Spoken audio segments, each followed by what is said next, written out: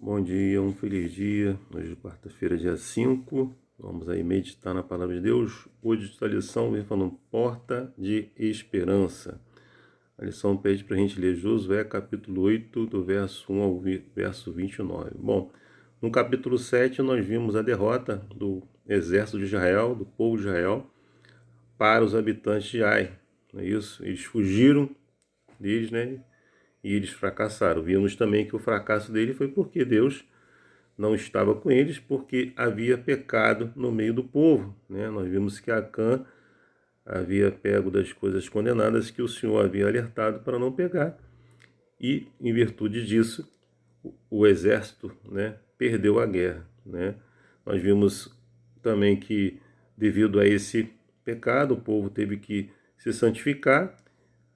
Foi achado o culpado, que era Acã e toda a sua família, né? Seus filhos, mulher, todo mundo foram apedrejados e queimados, né?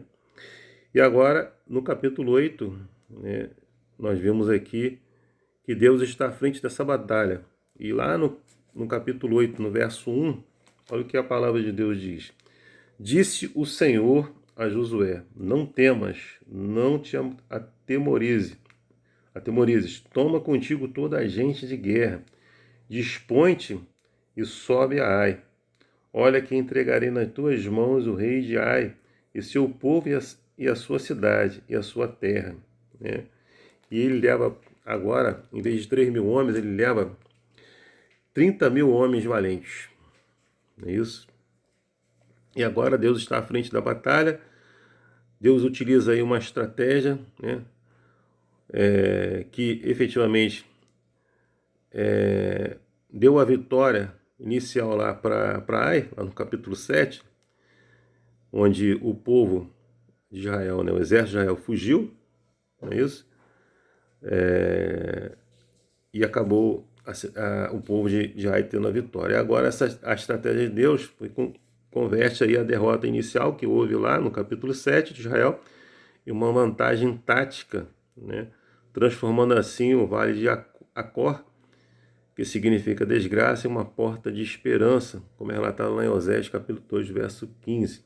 Né? Então, o que aconteceu? O povo de Ai lá estava convicto, né, confiante, porque eles tiveram a primeira vitória sobre os israelitas. Os cidadãos de Ai, então, repetiram a sua estratégia, ou seja, de atacar os israelitas, que fingiram recuar, agindo como se estivessem aí sendo derrotados por eles, né? Uma vez que os habitantes de Ai foram atraídos para fora da sua fortaleza, o que aconteceu? Os 3.000 homens entraram e atiraram fogo na cidade. Isso. E atiraram fogo na cidade. Eles vieram ali, tinham se posicionado ali atrás da cidade. Quando as pessoas saíram para efetivamente correr atrás ali do exército de Israel, do povo, eles vieram e atiraram fogo ali, né, na cidade.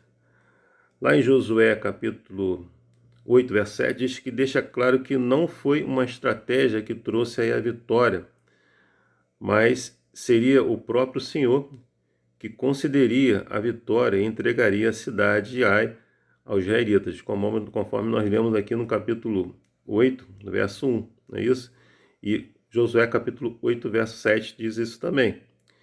Mesmo em um capítulo em que os aspectos militares dominam aí a narrativa mais do que em qualquer outro capítulo no livro, o texto destaca a verdade que a vitória é uma dádiva de Deus. Ou seja, apesar da estratégia, apesar, né, de toda o aspecto militar aí, Deus falou que essa vitória seria deles, né? E concedeu essa vitória para eles, né? Nós vimos aí que o momento decisivo da batalha ocorreu quando os habitantes de Ai deixaram a cidade, como nós relatamos, né? E começaram a perseguir os israelitas, né? E aí nós vimos que a partir desse momento o exército de Israel entra na cidade, coloca fogo, como nós falamos, é isso? e a cidade começa a pegar fogo, certo? Nós vimos que a arma que Josué utilizava, estava em sua mão, era uma espada em forma de foice, não é isso? Na época de Josué, pode não ter sido usada como uma arma real, mas se tornou aí um símbolo de soberania, não é isso? Nós vimos aqui que ao estender a espada, né, em forma de foice, até que a vitória completa fosse conquistada, o texto mostra que Josué assumiu aí completamente o papel de liderança que Moisés havia exercido na travessia do Mar Vermelho, como é relatado no capítulo de Êxodo, capítulo 14, verso 16. E na guerra contra os amalequitas, Êxodo capítulo 17, verso 11 a 13, onde Josué liderou pessoalmente o combate. Nós vimos aqui que a chave para o sucesso está na fé que Josué teve na palavra do Senhor, né? E a sua obediência inabalável a ela, né? Ou seja, a vitória só foi possível através da obediência de Josué e da sua fé, não é isso? Na palavra do Senhor. O princípio visto nessa história permanece válido para o povo de Deus hoje, onde quer que vivam e sejam quais forem os seus desafios. Deus está à frente, Deus vai conseguir conceder a vitória para mim, para você e para cada um de nós, mas nós precisamos, para obter o sucesso, ter fé na palavra do Senhor e ser obediente, ter uma obediência inabalável nesta palavra, na palavra do Senhor. Só assim nós vamos obter a vitória, né?